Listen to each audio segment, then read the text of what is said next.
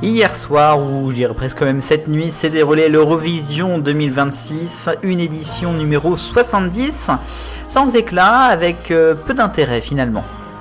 C'est un dimanche 17 mai 2026, bonjour à tous, c'est le TV 168.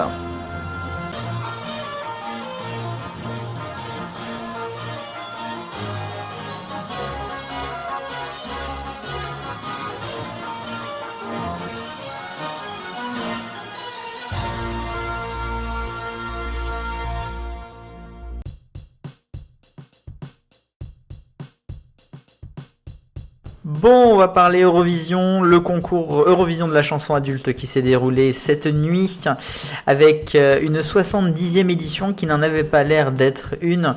Franchement, bon, j'y attendais pas grand chose, mais je trouve ça vraiment dommage que pour 70 ans d'Eurovision, il n'y ait pas plus de choses que ça.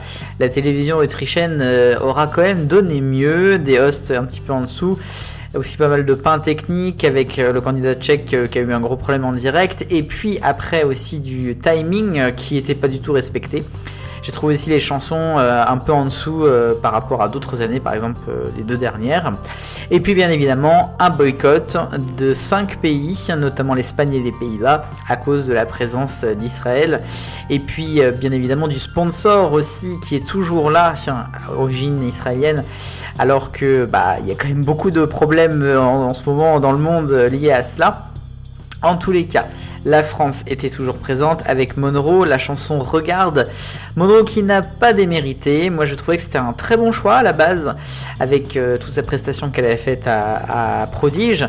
Au final, la chanson était absolument très moyenne, il faut quand même se l'avouer. J'ai vu que Mosiman avait préparé aussi une autre proposition qui n'a pas été retenue. J'aurais bien aimé voir ce que ça aurait pu donner. En tous les cas, voilà, c'était pas l'année de la France, j'ai envie de dire comme tous les ans. Mais là, franchement, j'y croyais moins, personne n'y croyait au final. La France, par contre, qui performe toujours à l'Eurovision Junior, et ça tombe bien, puisqu'on va peut-être encore gagner cette année. Ça sera à Malte, ça a été annoncé, le 24 octobre prochain.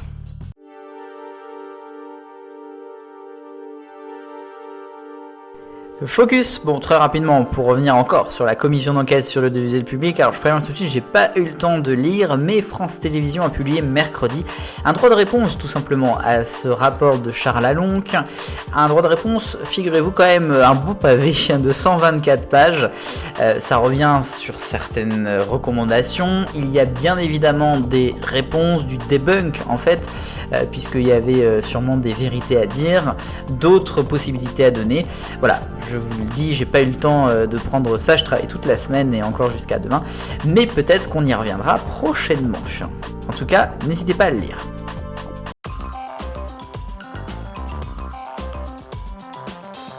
Le rayon des autres actualités de la semaine. Tout d'abord, on va partir sur France Télévisions avec l'annonce selon la lettre du départ de Nathanaël de Rinxin après près de 3 décennies dans le groupe.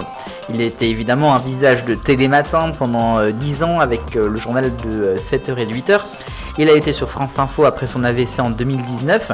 Il y était encore cette saison avec l'émission L'Inattendu.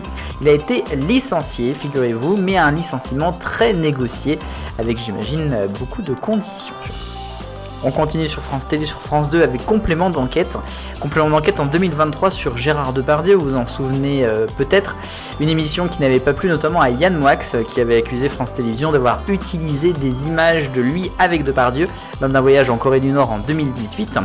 Ça avait fait beaucoup parler, bien évidemment. Il y a un mois, Gérard Depardieu s'était retiré des poursuites qu'il avait engagées et Yann Moix a été débouté de toutes ses demandes par le tribunal de Paris cette semaine. Partons maintenant sur le groupe TF1. Je vous annonçais la semaine passée le départ du directeur de la rédaction de LCI.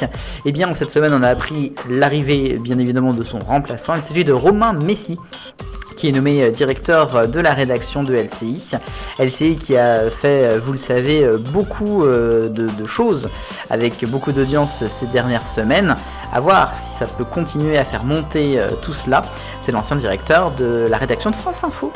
Continuons ce rayon avec des nouvelles de Plus belle la vie. Libération avait publié un article il y a quelques semaines, je vous en avais parlé, avec notamment des accusations contre les personnes qui étaient responsables en fait de la narration de Plus belle la vie sur TF1.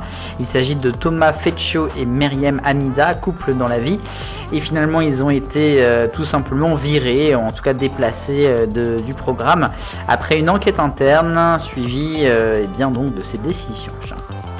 Et puis on termine ce rayon avec beaucoup d'informations cette semaine autour de Michou, puisqu'on a appris il y a quelques jours, plus d'une semaine même, qu'il allait couvrir la Coupe du Monde de foot pour M6.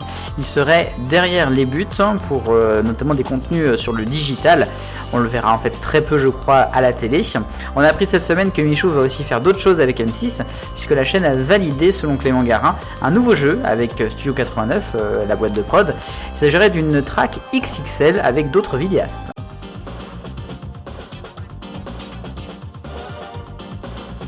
Il y a 168 heures, je vous demandais si vous souhaitiez la privatisation de France Télévisions.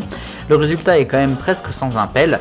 81% d'entre vous ont répondu non, 19% d'entre vous oui. Je pense que là, c'est assez clair. Nouvelle question maintenant, je viens d'en parler dans le rayon. Est-ce que le départ de Nathanaël de Rinxin de France Télévisions vous déçoit ?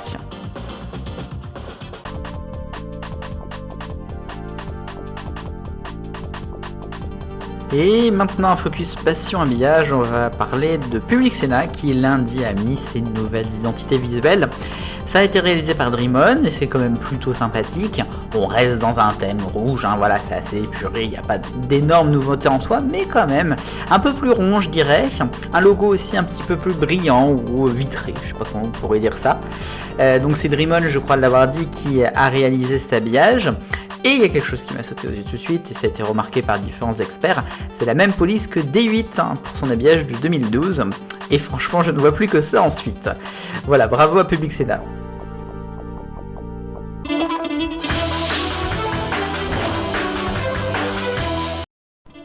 Un petit point avec Fort Boyard sur France 2 puisque l'émission est en train d'être tournée depuis quelques jours avec donc Cyril Ferraud pour sa première saison et selon Clément Garin ça se passerait pas forcément aussi bien qu'avant. Visiblement il y a un Cyril Ferraud qui serait quand même beaucoup plus strict qu'Olivier Mine et il souhaite notamment personnellement qu'il n'y ait pas trop de fuites, qu'il y ait beaucoup plus de confidentialité. Par exemple les candidats n'ont pas le droit de poser de story en disant qu'ils vont sur le fort.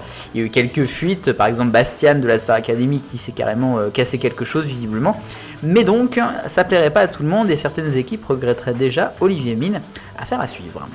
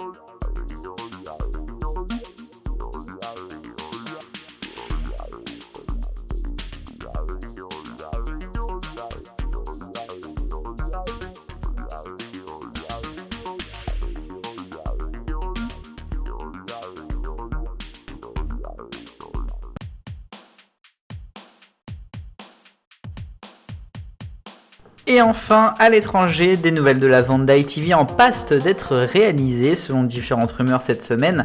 Il s'agirait donc d'une fusion avec Sky qui est détenue par Comcast, qui était notamment NBC aux États-Unis.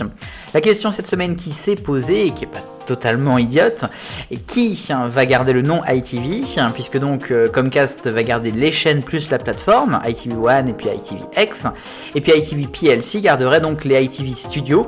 Qui donc va garder? La question se posera. Si jamais c'est les chaînes qui gardent ITV, ITV Studio pourrait changer de nom et reprendre son ancien Granada, issu de la fusion des chaînes régionales à l'époque. Et Et ben voilà, il ne me reste qu'à vous remercier infiniment d'avoir suivi le TV 168 de ce dimanche. Peut-être un long week-end pour ceux qui ont eu la chance de l'avoir. Moi, bon, j'ai travaillé, ça ne changera pas. Je vous donne rendez-vous samedi bien sûr pour le Top TV et dimanche pour un nouveau 168. Merci à vous, vive le bonheur, on est tous des millions de copains. Salut.